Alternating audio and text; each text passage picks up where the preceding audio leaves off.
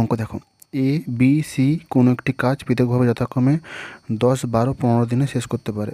B কে একদিন অন্তর এ ও C কাজের সাহায্য করে, কত দিনে কাজটি শেষ হবে? দেখো এটা কীভাবে করবো। এটা যদি করি এ বি সি, এটা কদিনে করে? 10 দিনে, বি করে 12 দিনে, সি করে 15 দিনে। 15, 10, 12 এর যে লসাগু সেটা হচ্ছে কত হবে? 60, তাই তো? তাহলে 60 যদি হয়, এ হচ্ছে 10, 6, 60, এ হচ্ছে 12, 5, 60, এ হচ্ছে 15, 4, 60। তাহলে এর কার্যক্ষমতা 6, বির কার্যক্ষমতা 5, সির কার্যক্ষমতা 4।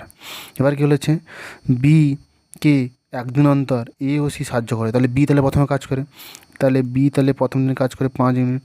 তারপরে দিন হচ্ছে এ প্লাস বি প্লাস সি কাজ করে কত ইউনিট? 15 ইউনিট। 6, 4, 10, 5, 15 ইউনিট, তাহলে 2 দিন। আবার করবে, আবার বি করবে 5 দিন, তারপরে আবার আর এ প্লাস বি প্লাস সি করবে কত? 15 দিন।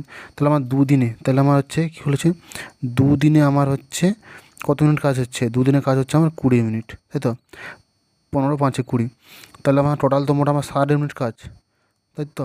তাহলে 20, 3, 60, 3 গুণ করতে হবে, এটাও 3 গুণ করলে 6, তো আমার অ্যান্সার হবে 6 দিন। 6 দিন সময় লাগবে, এটা আমার অ্যান্সার, ঠিক আছে?